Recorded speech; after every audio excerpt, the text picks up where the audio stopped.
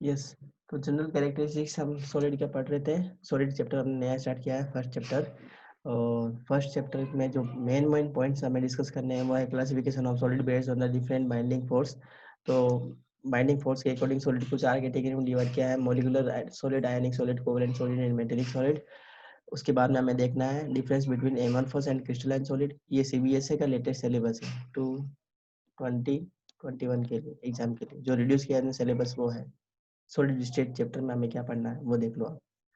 Then unit cell in the 2 dimension and 3 dimension lattice, then calculation of the density of the unit cell, unit cell की density हम calculate करेंगे।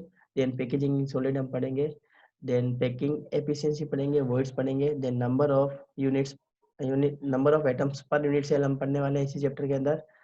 और last में हम पढ़ेंगे point defect के बारे में। तो ये है हमारा syllabus for chapter number 1 solid state. तो ये सॉलिड की जनरल कैरेक्टरिस्टिक्स से आप सभी लोगों को पता होगा। डेफिनेट शेप होती है, इसके मास फिक्स होते हैं, वॉल्यूम फिक्स होता है। और इंटरमोलिकुलर फोर्स ऑफ अट्रैक्शन बहुत ज़्यादा है, इंटरमोलिकुलर फोर्स ऑफ अट्रैक्शन बहुत ज़्यादा स्ट्रॉन्ग होता है। और जो डिस्टेंस होती है इंटरमोलिकुलर डिस्टेंस वो क्या होती है, बहुत ही ज़्यादा कम होती है, very very less. Constituent particles क्या क्या हो सकते हैं, वो एटम्स हो सकते हैं, आयन हो सकते हैं, मोलिक्यूल हो सकते हैं सॉलिड के अंदर, जिनकी क्या होगी, पोजीशन फिक्स होगी। और वो अपनी मेन पोजीशन ऑफ रेस्ट पे क्या कर सकते हैं, ऑसिलेट कर सकते हैं, मतलब वाइब्रेट कर सकते हैं अपनी मेन पोजीशन पे, आगे पीछे हो सकते हैं, ये मूव नहीं कर सकते कभी भी। सॉलिड के पार्टिकल्स मूव नहीं करते। Then solids are almost incompressible, इसको हम कंप्रेस नहीं कर सकते। डेंसिटी सबसे ज्यादा होती है सॉलिड की। सॉलिड डिफ्यूज वेरी स्लोली, मतलब इनका इंटरमिक्सिंग नहीं होता। अगर किसी सॉलिड को दूसरे सॉलिड के अंदर साथ में रख दे तो ये एक दूसरे में इंटरमिक्स नहीं होंगे, इसको बोलते हैं डिफ्यूजन। तो सॉलिड कभी भी इंटरमिक्स नहीं होते। Then 7 point most solids become liquid when heated. जितने ज्यादातर सॉलिड्स है ना वो क्या हो जाते हैं, लिक्विड में कन्वर्ट हो जाते हैं जब हम इसको गर्म करते हैं तब। तो गर्म करेंगे तो क्या होगा, ये लिक्विड में कन्वर्ट हो जाएंगे। इसको हम क्या बोलते हैं बच्चों, जिस पॉइंट के ऊपर वो लिक्विड होना स्टार्ट होते हैं, सॉलिड्स जिस पॉइंट के ऊपर लिक्विड होना स्टार्ट होते हैं उस पॉइंट को हम क्या बोलते हैं, मेल्टिंग पॉइंट कहते हैं। तो मेल्टिंग पॉइंट भी सॉलिड का क्या होता है, फिक्स होता है। अब क्लासिफिकेशन ऑफ सॉलिड, तो जो सॉलिड्स है ना उसको on the basis of nature of the on the basis of nature of order present in the arrangement. Particles का अरेंजमेंट कैसा है, सॉलिड में पार्टिकल्स का अरेंजमेंट कैसा है, उसके बेसिस पे सॉलिड को सिर्फ 2 कैटेगरी में डिवाइड किया है। कौन कौन से, crystalline solid, crystalline solid and second है एमोर्फस सॉलिड। क्रिस्टलाइन सॉलिड और एमोर्फस सॉलिड। तो क्रिस्टलाइन सॉलिड्स क्या होते हैं, ऐसे सॉलिड्स जिसके अंदर पार्टिकल का डेफिनेट अरेंजमेंट होता है, उसे हम क्या बोलते हैं, क्रिस्टलाइन सॉलिड्स। और दूसरे टाइप के होते हैं सॉलिड्स जिसे हम बोलते हैं एमोर्फस सॉलिड। तो एमोर्फस सॉलिड्स में पार्टिकल्स का डेफिनेट अरेंजमेंट नहीं होता है, तो वो क्या कहलाते हैं बच्चों, एमोर्फस सॉलिड कहलाते हैं। तो इसका डिफरेंस देख लेते हैं बच्चों, इस सिर्फ एलिमेंट्री आइडिया आई है। तो एलिमेंट्री आइडिया में हम दोनों के बीच में डिफरेंशिएट कर लेते हैं, differentiate between crystalline and amorphous solid. तो एक टेबल देखेंगे बच्चों, difference between crystalline and amorphous solid, very very important. और बहुत ही सिंपल भी है चैप्टर, ये ध्यान देंगे। तो सबसे पहला लिखा है शेप के बारे में। तो क्रिस्टलाइन सॉलिड और एमोर्फस सॉलिड का, तो जो क्रिस्टलाइन सॉलिड्स होते हैं इनका क्या होता है, डेफिनेट शेप होता है। Crystalline solids have definite characteristics shape. तो एमोर्फस सॉलिड है ना, इनका शेप इरेगुलर हो सकता है, इनका शेप इरेगुलर होता है। रीजन क्या है, इनमें जो पार्टिकल्स का जो अरेंजमेंट होता है ना वो इरेगुलर होता है, irregular arrangement of the particle. अगर पार्टिकल इरेगुलर है तो सॉलिड जो उसका फॉर्मेशन होगा उसकी शेप भी क्या होगी, इरेगुलर होगी। जबकि क्रिस्टलाइन सॉलिड के अंदर सॉलिड की जो पार्टिकल्स होते हैं वो कैसे होते हैं, डेफिनेट वे में अरेंज होते हैं। तो डेफिनेट वे में अरेंज होंगे तो इनकी जो शेप होगी ना सॉलिड की शेप, वो भी कैसी होती है, फिक्स होती है। Second important point, order in arrangement in the constituent particle. Constituent particle का अरेंजमेंट के बेसिस पे देखो ये क्या होते हैं, इनमें जो पार्टिकल्स है ना उनकी रेगुलर अरेंजमेंट होती है। पार्टिकल्स की अरेंजमेंट रेगुलर होती है, ऐसा नहीं कि एक पार्टिकल इधर है और दूसरा पार्टिकल इधर, तीसरा पार्टिकल और फोर्थ पार्टिकल, तो नेक्स्ट पार्टिकल यहाँ हो गया या इधर हो गया या इधर हो गया या ऐसे हो गया, ऐसे कहीं पे भी नहीं होगा। मतलब इनकी जो शेप होगी ना और इनकी जो पार्टिकल की जो डायमेंशन होगी वो भी क्या होती है, फिक्स होती है। साथ में इनका अरेंजमेंट फिक्स होता है, फिक्स अरेंजमेंट में होता है। जैसे जो परेड में सोल्जर्स होते हैं ना, एक fix definite interval of time पे वो एक दूसरे से इंटरवल डेफिनेट गैप में एक दूसरे से वो खड़े रहते हैं, और जब उनका मूवमेंट होता है तो वो मूवमेंट भी क्या होता है, एकदम डेफिनेट वे में होता है। तो वो क्या हो गया, क्रिस्टलाइन फॉर्म हो गई उनकी। ठीक है। और जैसे मेले में लोग खड़े रहते हैं, कोई कहीं पे भी खड़ा है, कोई किधर जा रहा है, कोई किधर आ रहा है, तो वो क्या हो गई, एमोर्फस फॉर्म हो गई। अब मेल्टिंग पॉइंट, तो क्रिस्टलाइन सॉलिड है तो इनका मेल्टिंग पॉइंट भी क्या होगा, शार्प होगा। शार्प मेल्टिंग पॉइंट का मतलब है एग्जैक्ट उसी टेम्परेचर पर वो मेल्ट हो जाएंगे। जैसे अगर हम बात करते हैं NaCl के लिए, NaCl एक क्रिस्टलाइन सॉलिड है, सोल्ट। तो इसका मेल्टिंग पॉइंट फिक्स होता है, इसका मेल्टिंग पॉइंट है 800 kelvin, 800 degree Celsius. 800 degree Celsius में है, सेल्सियस में लिया मैंने। तो NaCl का जो टेम्परेचर मेल्टिंग पॉइंट है वो है 800 डिग्री सेल्सियस। तो 800 डिग्री सेल्सियस आते ही ये जो सोल्ट है ना, ये मेल्ट होना स्टार्ट हो जाएगा, मतलब मेल्ट हो जाएगा पूरा, होना नहीं, होना स्टार्ट नहीं होगा, पूरा मेल्ट हो जाएगा NaCl। ठीक है, 800 डिग्री सेल्सियस पे। तो ये 795 पे अगर इसको देखेंगे तो क्या मेल्ट हो जाएगा, क्या नहीं होगा। 799 पे मेल्ट हो जाएगा, नहीं होगा। एग्जैक्ट 800 डिग्री सेल्सियस टेम्परेचर आते ही क्या हो जाएगा, ये मेल्ट हो जाएगा। अगर हमने क्या लिया है, प्योरेस्ट फॉर्म ऑफ NaCl लिया है, तब की बात है ये। अब अगर हम एमोर्फस सॉलिड की बात करते हैं, तो इनका जो मेल्टिंग पॉइंट है वो कभी भी फिक्स नहीं होता है। ये ब्रॉड टेम्परेचर के रेंज में क्या करते हैं, ये मेल्ट होना स्टार्ट करते हैं। जैसे प्लास्टिक की हम बात करते हैं, प्लास्टिक जो होता है ना, जो सॉलिड, वो किस टाइप के सॉलिड है, वो एमोर्फस सॉलिड है। इनमें पार्टिकल्स की जो पोजीशन है वो जिग होती है, कहीं भी पार्टिकल्स हो सकता है इसकी स्ट्रक्चर में। प्लास्टिक की बात कर रहा हूँ। तो जब हम उसको गर्म करते हैं तो वो मेल्ट होना स्टार्ट होता है। ऐसा नहीं है कि पूरा पूरा एक पर्टिकुलर टेम्परेचर पे मेल्ट हो जाता है, ऐसा नहीं होता। तो जब उसको हम गर्म करेंगे तो वो पहले मेल्ट होना स्टार्ट होगा, पहले वो मुलायम होगा, मुलायम होने के बाद में वो मेल्ट होना स्टार्ट होगा। पर ऐसा नहीं है कि वो एकदम से पूरा मेल्ट हो जाएगा, वो धीरे धीरे मेल्ट होता जाएगा। जब तक हम उसको गर्म करते रहेंगे वो मेल्ट होता रहेगा, होता रहेगा, होता रहेगा। मतलब एक ब्रॉड रेंज में वो क्या होगा, ब्रॉड टेम्परेचर की रेंज में क्या होगा, वो मेल्टिंग पॉइंट शो करता रहेगा। मतलब उसका कोई भी डेफिनेट मेल्टिंग पॉइंट नहीं होता है, कहने का मतलब ये है। नेक्स्ट देखो, fourth point, enthalpy of fusion, very very important. तो एंथैल्पी ऑफ फ्यूजन देखो, they have definite and characteristics enthalpy of fusion. अब ये क्या है भाई, ये एंथैल्पी ऑफ फ्यूजन क्या होती है, मतलब सॉलिड को लिक्विड में कन्वर्ट करने के लिए जितनी एनर्जी की रिक्वायरमेंट होती है उसे हम बोलते हैं enthalpy of fusion. The energy और that the amount of heat energy that is required to convert solid into liquid form is called enthalpy of fusion.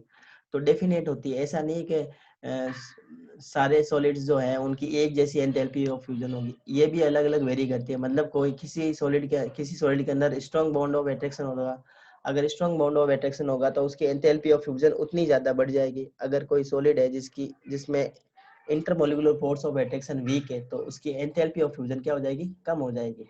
तो जनरली क्या देखा गया है कि जो क्रिस्टलाइन सॉलिड्स होते हैं उनके लिए एंथैल्पी ऑफ फ्यूजन बहुत ज्यादा हाई होती है, और जो एमोर्फस सॉलिड होते हैं इनकी एंथैल्पी ऑफ फ्यूजन कैसी होती है, लो होती है। लो होती है एंथैल्पी ऑफ फ्यूजन, मतलब इसको कम टेम्परेचर पर ही क्या कर सकते हैं, लिक्विड में कन्वर्ट करवा सकते हैं। नेक्स्ट फिफ्थ पॉइंट है cleavage property.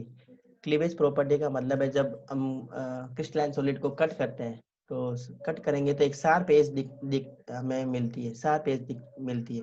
When cut crystalline solids are cut with a sharp edge tool, they split into two pieces and the newly generated surface are plain and smooth। जो new surface होती है वो एकदम plane और smooth होती है। जैसे आपने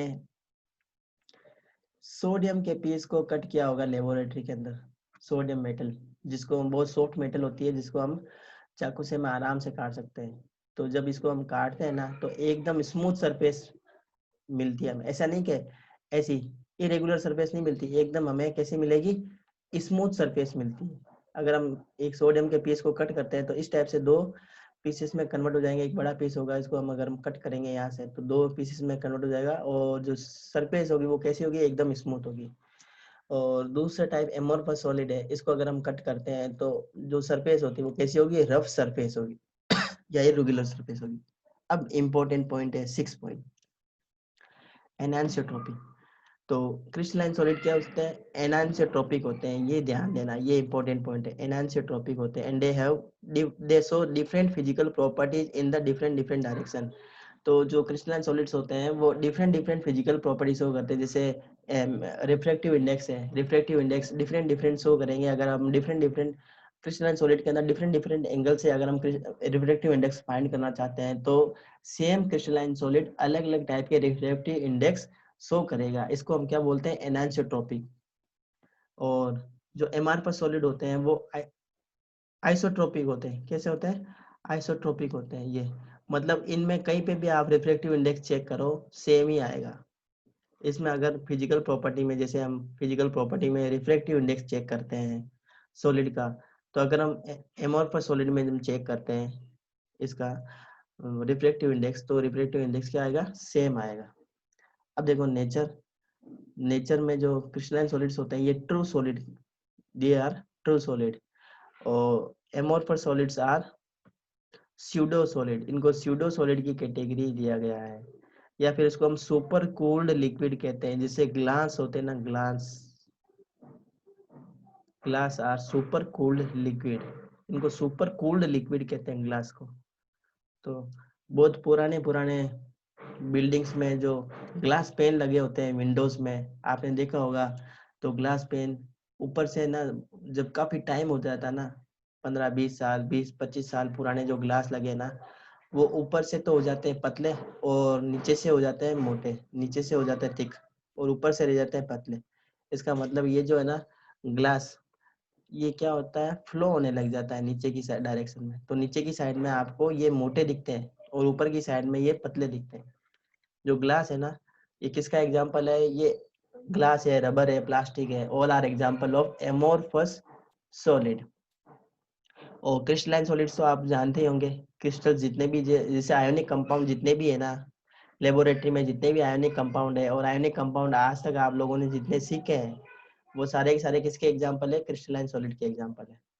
तो कॉमन एग्जाम्पल में देखो, ये सारे ये मेटेलिक क्रिस्टल्स है, copper, silver, iron, common salt, zinc sulphide, ये सारे सॉल्ट है। देखो जिंक सल्फाइड है, कॉमन सॉल्ट है, पोटेशियम नाइट्रेट है, खूब सारे हैं।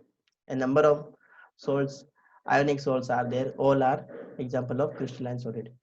एग्जाम्पल है इसमें ग्लास, रबर, प्लास्टिक, ये एमोर्फस सॉलिड एग्जाम्पल है।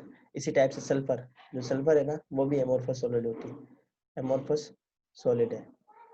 तो आपने पी ब्लॉक एलिमेंट में पढ़ा होगा सल्फर के बारे में। तो सल्फर के दो फॉर्म होते हैं, crystalline sulphur and amorphous solid, amorphous sulphur पढ़ा है ना। तो क्रिस्टलाइन सॉलिड, क्रिस्टलाइन सल्फर में हमने पढ़ा था rhombic sulphur and monoclinic sulphur, याद आ रहा होगा आपको। और एमोर्फस सल्फर भी होती है, वो भी हमने पढ़ी थी, क्योंकि एमोर्फस सॉलिड हमारे सिलेबस में है नहीं तो उसको हमने ज़्यादा नहीं देखा था, ज़्यादा स्ट्रेस नहीं दिया उसके ऊपर।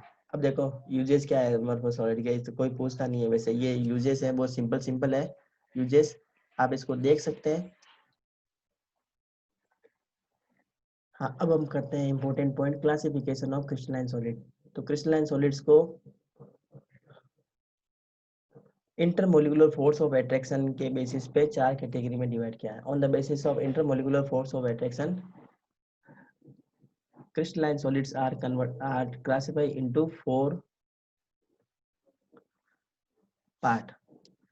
देखो दो है हमारे पास में सॉलिड, हमें दो पढ़ने हैं। एक तो क्रिस्टलाइन सॉलिड, क्रिस्टलाइन सॉलिड हमने देखा था अभी, और एक एमोर्फस सॉलिड देखा था।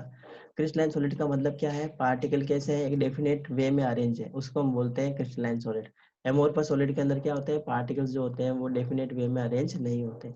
अब ये जो क्रिस्टलाइन सॉलिड है ना, इनमें इंटरमोलिकुलर फोर्स ऑफ अट्रैक्शन के अकॉर्डिंग क्रिस्टलाइन सॉलिड्स को 4 कैटेगरी में डिवाइड किया है। कौन कौन सी कैटेगरी है, एम एम आई सी, MMIC।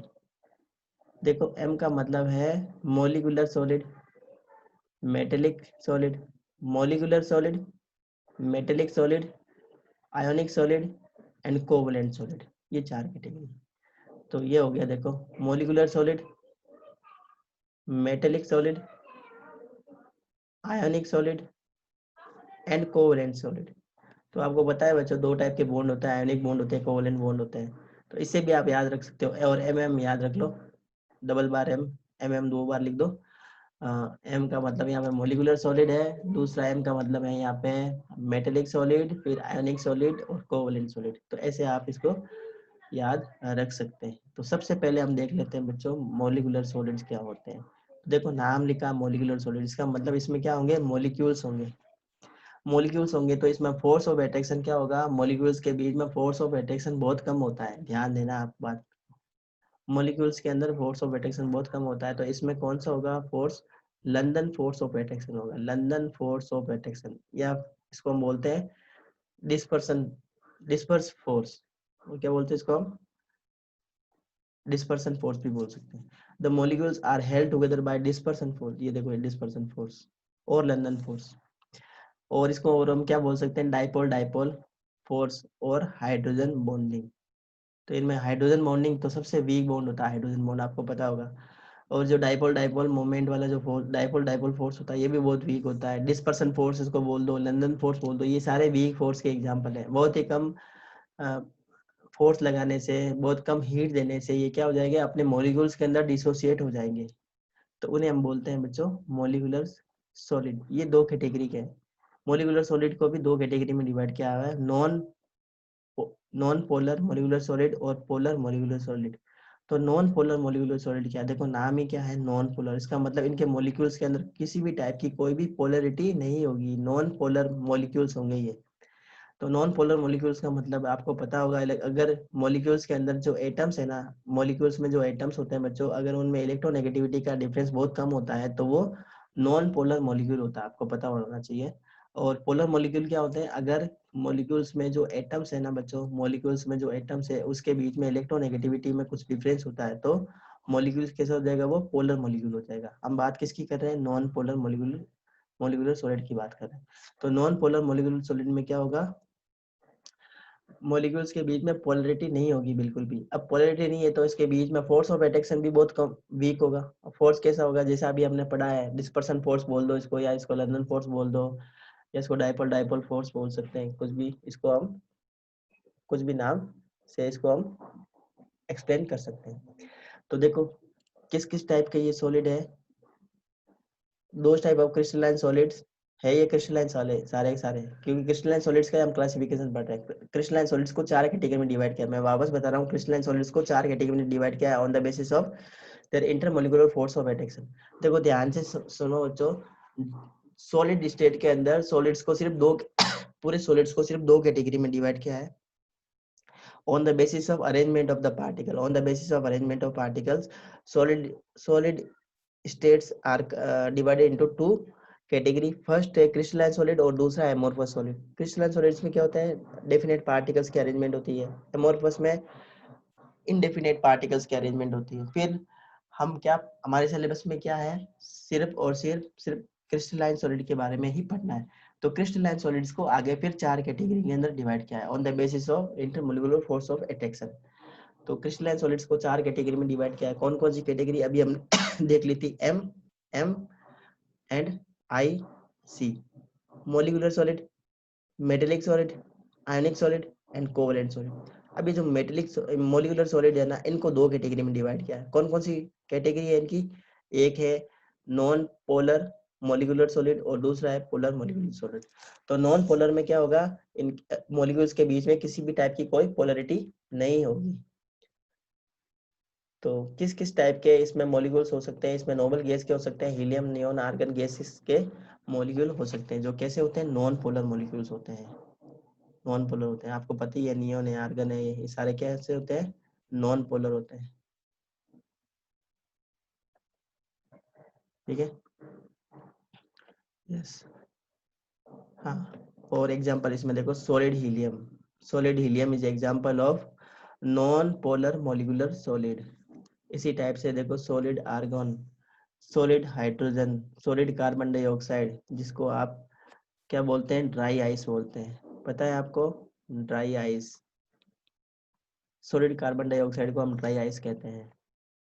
तो जब बहुत ज़्यादा फोर्स लगाते हैं ना, मतलब बहुत ज़्यादा प्रेशर पे जब हम कार्बन डाइऑक्साइड गैस को स्टोर करना चाहते हैं अगर कार्बन डाइऑक्साइड गैस को, तो बहुत ज़्यादा प्रेशर पे इसको क्या कर सकते हैं, हम स्टोर कर सकते हैं। किस फॉर्म में? सॉलिड के फॉर्म में। तो टेम्परेचर बहुत ज़्यादा कम रखना है, प्रेशर बहुत ज़्यादा बढ़ाना है, तो कार्बन डाइऑक्साइड गैस के फॉर्म में आ जाएगी, सॉलिड के फॉर्म में आ जाएगी। और वो सॉलिड कौन सा होगा? मॉलिक्यूलर सॉलिड होगा, उसे बोलते हैं सॉलिड कार्बन डाइऑक्साइड। इसी टाइप से आयोडीन, इसका एग्जाम्पल है मॉलिक्यूलर सॉलिड का।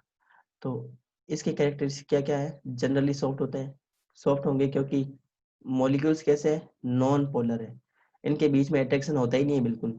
तो ये जो मॉलिक्यूल्स होते हैं, एक मॉलिक्यूल दूसरे मॉलिक्यूल से किस टाइप से बॉन्डेड रहता है? ये लंदन फोर्स होता है, डिस्पर्सन फोर्स इसको बोल दो, या डाइपोल डाइपोल फोर्स इसको बोल दो। इस फोर्स से क्या रहते हैं? एक दूसरे से जुड़े रहते हैं। They have low melting point, जब फोर्स ऑफ अट्रैक्शन कम है तो मेल्टिंग पॉइंट भी कम होगा इनका। यूजुअली इन लिक्विड और gases state at room temperature, अगर रूम टेम्परेचर पे इनको लेके आ जाए, जैसे ड्राई आइस है, कार्बन डाइऑक्साइड गैस है, ये कार्बन डाइऑक्साइड रूम टेम्परेचर पे तो गैस के फॉर्म में ही तो रहेगी, ड्राई आइस के फॉर्म में नहीं रहेगी ये।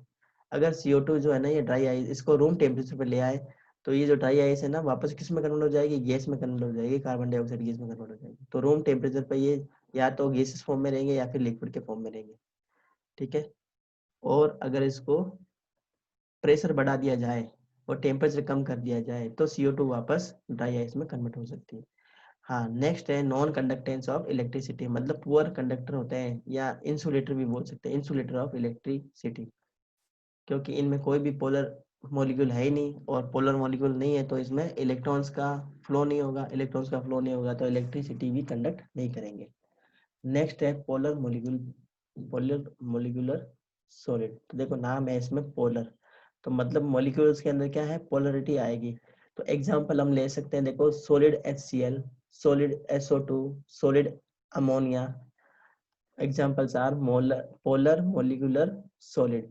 अब देखो इसमें पोलर वर्ड क्यों यूज किया? क्योंकि HCl है ना, ये खुद ही पोलर मॉलिक्यूल है, इसमें H के ऊपर प्लस और ये जो Cl है ये माइनस होता है, क्योंकि इलेक्ट्रोनेगेटिविटी का डिफरेंस है दोनों के बीच में। क्लोरीन की इलेक्ट्रोनेगेटिविटी 3.5 होती है, हाइड्रोजन की 2.1 होती है, तो दोनों के बीच में इलेक्ट्रोनेगेटिविटी में कुछ ना कुछ क्या क्या है यहाँ पे? डिफरेंस है। और इलेक्ट्रोनेगेटिविटी में डिफरेंस होने की वजह से इनमें मॉलिक्यूल्स में क्या आ जाती है? पोलरिटी आती है। अगर हम सॉलिड HCl की बात करते हैं तो सॉलिड HCl किसका एग्जांपल होगा? वो पोलर मॉलिक्यूलर सॉलिड का एग्जांपल होगा। इसी टाइप से सॉलिड SO2, ये भी पोलर मॉलिक्यूलर सॉलिड है। अमोनिया सॉलिड फॉर्म में है तो पोलर मॉलिक्यूलर सॉलिड है। अब देखो ये भी सॉफ्ट होंगे क्योंकि इनके बीच में भी ज्यादा फोर्स ऑफ अट्रैक्शन नहीं होता, लेकिन इनका जो फोर्स ऑफ अट्रैक्शन है ना बच्चों, वो नॉन पोलर मॉलिक्यूलर सॉलिड के कंपैरिजन में ज्यादा होगा, क्योंकि इनमें क्या है? पोलर बॉन्ड है। अब ये पोलर बॉन्ड है ना, तो एक मॉलिक्यूल्स दूसरे मॉलिक्यूल्स को क्या करेगा? अट्रैक्ट करेगा, ठीक है। इनमें अट्रैक्शन होगा, इनके बीच में अट्रैक्शन होगा। तो थोड़ा सा इसमें क्या रहता है? फोर्स ऑफ अट्रैक्शन रहता है, किसके कंपैरिजन में ज्यादा रहता है? वो नॉन पोलर मॉलिक्यूलर सॉलिड के कंपैरिजन में इनमें फोर्स ऑफ अट्रैक्शन ज्यादा होगा। They are non conductor of electricity, अब ये भी नॉन कंडक्टर है। रीजन क्या है? जितने भी चार्ज है एक दूसरे को क्या कर रहे हैं? कैंसिल आउट कर रहे हैं। They have no low melting point and boiling point, boiling point और मेल्टिंग पॉइंट इनका भी बहुत कम होता है। Yes, because of their low melting and boiling point, they are not very high. Most of these are gases and liquid under room temperature। तो दोनों में सेम ही कंडीशन है बच्चों, पोलर मॉलिक्यूलर सॉलिड हो चाहे नॉन पोलर मॉलिक्यूलर सॉलिड हो, दोनों में सेम ही कंडीशन है कि अगर इनको रूम टेम्परेचर पे ले आए तो ये किस फॉर्म में रहेंगे? या तो लिक्विड के फॉर्म में रहेंगे, या फिर ये किसके फॉर्म में रहेंगे? ये गैसेस के फॉर्म में रहेंगे। जैसे अमोनिया है, ये अमोनिया गैस होती है ना, तो अगर इसको रूम टेम्परेचर पर ले आए तो ये अमोनिया गैस के फॉर्म में रहेगी। इसी टाइप से HCl है, ये लिक्विड के फॉर्म में रहेगा। SO2 है, ये गैसेस के फॉर्म में रहेंगी। नेक्स्ट है देखो C टाइप का, जो किसका एग्जाम्पल है? मॉलिक्यूलर सॉलिड का एग्जाम्पल है, जिसे हम बोलेंगे hydrogen bonded molecular solid. Hydrogen bonded molecular solid का मतलब यहाँ पे क्या होगा? हाइड्रोजन बॉन्डिंग होगी। मॉलिक्यूल्स के बीच में कौन सी बॉन्डिंग होगी बच्चों? हाइड्रोजन बॉन्डिंग होगी। अब ये जो हाइड्रोजन बॉन्डिंग होती है, ये hydrogen bonding London force of attraction से ज्यादा स्ट्रांग होती है, ठीक है। ऐसे तो वीक होती है, हाइड्रोजन बॉन्ड वीक होती है, हाइड्रोजन बॉन्ड वीक होती है, लेकिन ये डाइपोल डाइपोल अट्रैक्शन और साथ में लंदन फोर्स उसके कंपैरिजन में ये स्ट्रांग होती है, ठीक है। अब देखो हाइड्रोजन बॉन्डिंग किस टाइप के मॉलिक्यूल्स में बनती है? अगर किसी भी मॉलिक्यूल्स में FON है, फोन, और साथ में हाइड्रोजन भी है, तो हाइड्रोजन के लिए हाइड्रोजन बॉन्डिंग जरूर, हाइड्रोजन बॉन्डिंग के लिए हाइड्रोजन का आइटम होना जरूरी है। साथ में अगर किसी भी मॉलिक्यूल्स में आपको ये दिख जाए ना बच्चों, FON, फोन, ये दिख जाए और साथ में उसमें हाइड्रोजन मौजूद है, तो जरूर जरूर उसमें क्या होगी? हाइड्रोजन बॉन्डिंग होगी। जैसे HF के बीच में हाइड्रोजन बॉन्डिंग होती है, वाटर के मॉलिक्यूल में हाइड्रोजन बॉन्डिंग होती है, NH3 अमोनिया है जिसके बीच में हाइड्रोजन बॉन्डिंग होती है।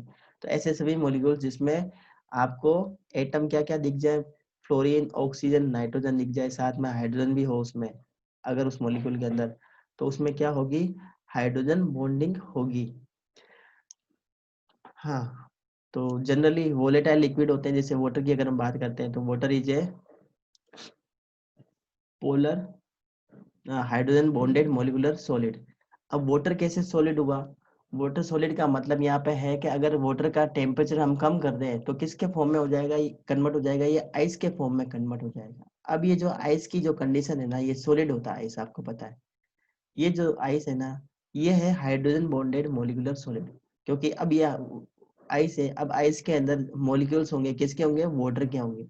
अब सारे वाटर के मॉलिक्यूल्स एक दूसरे से बॉन्डेड रहेंगे, किससे?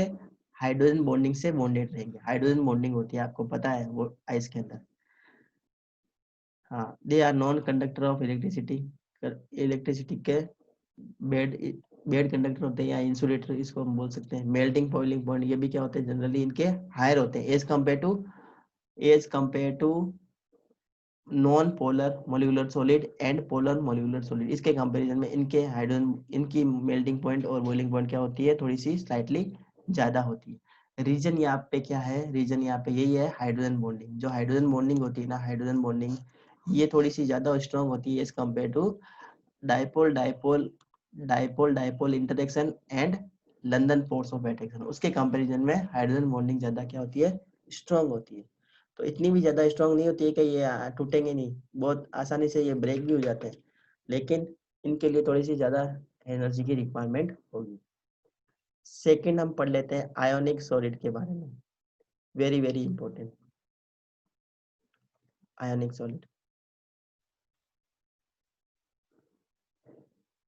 हाँ, तो ये देखो, ये जो डायग्राम दे रखा है, देखो, ये हाइड्रोजन हीलियम के मॉलिक्यूल के अंदर, हीलियम के मॉलिक्यूल में देखो He2 का मॉलिक्यूल, ये देखो एक हीलियम का एटम, ये दूसरा हीलियम का एटम, दोनों के बीच में एक फोर्स ऑफ अट्रैक्शन है। ये जो फोर्स ऑफ अट्रैक्शन है ना, ये डाइपोल डाइपोल अट्रैक्शन है। Dipole dipole attraction, dipole dipole attraction कब बन जाता है? जब एक मॉलिक्यूल दूसरे मॉलिक्यूल के पास में आता है, तो इनके बीच में एक फोर्स जनरेट हो जाता है। वो बहुत ही वीक फोर्स होता है, बहुत ज्यादा वीक फोर्स होता है। इसी को हम क्या बोलते हैं? डाइपोल डाइपोल इंटरेक्शन, या इसे और हम क्या बोल सकते हैं? डिस्पर्सन फोर्स भी बोल सकते हैं ये, और इसे हम क्या बोल सकते हैं? लंदन फोर्स भी बोल सकते हैं। मैंने अभी 3 नाम बताए थे इसके। हाँ, ये देखो dipole dipole force in the solid, HCl के अंदर बताया। तो देखो HCl का जो मॉलिक्यूल है वो क्या होता है? स्लाइटली पोलर होता है ना? तो ये देखो, ये सारे क्या है? पोलर मॉलिक्यूल है। इनके बीच में एक फोर्स ऑफ अट्रैक्शन होगा, नेगेटिव पॉजिटिव चार्ज है ना, इस वजह से। तो इसको हम बोलेंगे dipole dipole force in solid, HCl। हाँ, नेक्स्ट हम पढ़ लेते हैं second point, very very important, ionic solid के बारे में। तो देखो, नाम है आयोनिक सॉलिड, इसका मतलब इसमें क्या होंगे? आयंस होंगे, आयंस होंगे। तो एग्जांपल क्या है? सोल्ट, NaCl, ये common example of ionic solid. इसमें क्या मिलेंगे हमें? नेगेटिव और पॉजिटिव आयंस मिलेंगे, केटायन और एनायन मिलेंगे। अब केटायन और एनायन है, तो इसके बीच में क्या होगा? स्ट्रॉन्ग फोर्स ऑफ अट्रैक्शन होगा।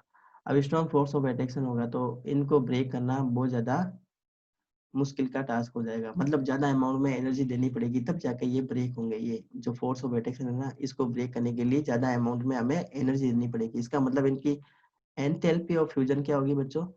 एंथैल्पी ऑफ फ्यूजन हाई होगी। Enthalpy of fusion is high for ionic solid.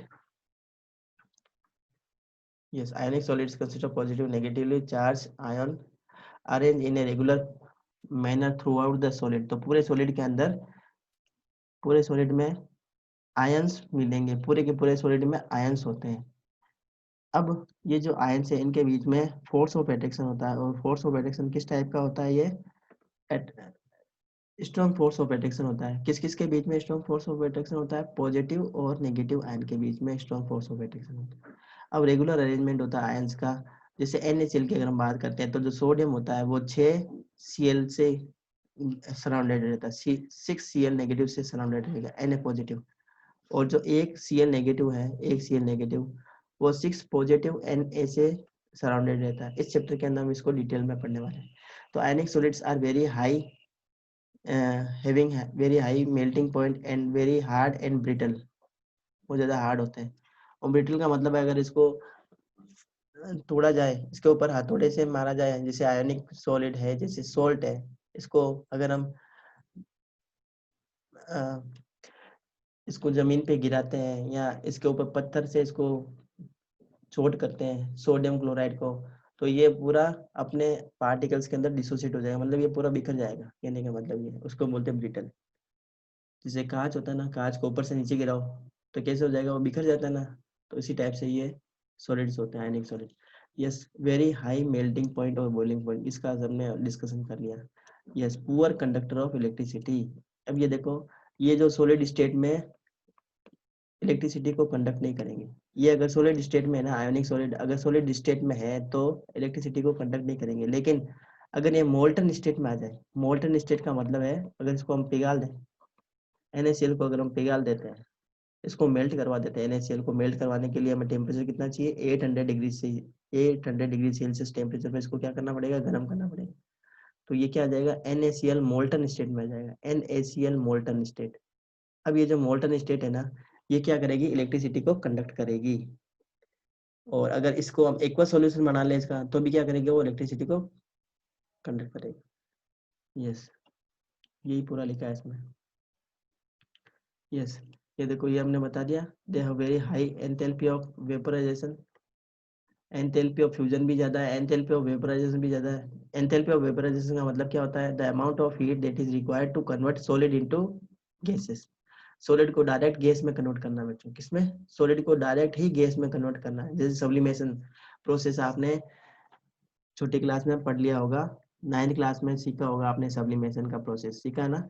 Sublimation का मतलब क्या था, सॉलिड को सीधा गैसेस के अंदर कन्वर्ट करना, तो उसे हम बोलते हैं वेपोराइजेशन। तो इसके लिए एंथैल्पी की रिक्वायरमेंट बहुत ज़्यादा होगी, बहुत ज़्यादा अमाउंट में हमें एनर्जी की रिक्वायरमेंट होगी, तब जाके सॉलिड गैस में कन्वर्ट होता है। Ionic solids are soluble in water, हमें पता है, क्योंकि वाटर का डाइलेक्ट्रिक कांस्टेंट बहुत ज़्यादा होता है, इस वजह से पानी में डिजोल्व हो जाता है ना। एग्जाम्पल है इसके NaCl, KNO3, LiF, जितने भी आयोनिक कंपाउंड है ना, आयोनिक कंपाउंड जितने भी है, वो सारे के सारे किसके एग्जाम्पल है, आयोनिक सॉलिड के एग्जाम्पल है। तो आई थिंक 2 पॉइंट आपको, 2 टाइप के सॉलिड्स आपको अच्छे से समझ में आ गए होंगे।